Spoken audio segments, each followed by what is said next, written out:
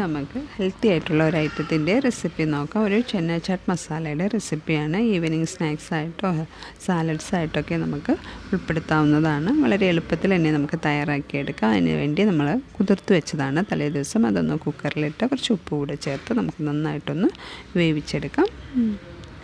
ഇപ്പോൾ നന്നായിട്ടൊന്ന് വെന്ത് വന്നിട്ടുണ്ട്.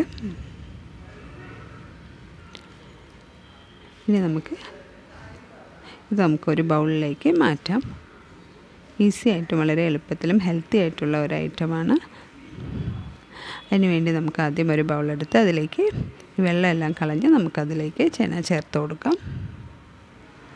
ഇനി അതിലേക്ക് കുറച്ച് സവോള ചെറുതായി അരിഞ്ഞത് ചേർത്ത് കൊടുക്കുന്നുണ്ട്.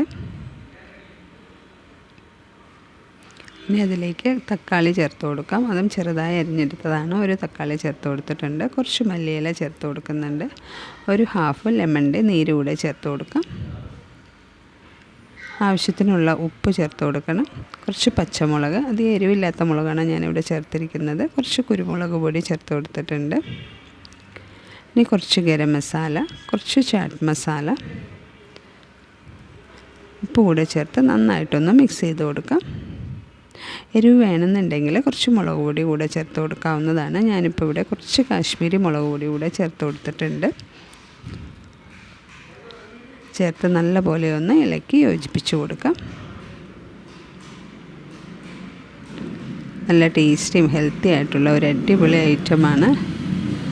എല്ലാവരും ഒന്ന് ട്രൈ ചെയ്ത് നോക്കണം. വീഡിയോ ഇഷ്ടമായാൽ ലൈക്ക് ചെയ്യാനും ഷെയർ ചെയ്യാനും സബ്സ്ക്രൈബ് ചെയ്യാനും മറക്കരുത്. ഇപ്പം നമ്മുടെ ചാട്ട് മസാല റെഡി ആയിട്ടുണ്ട്.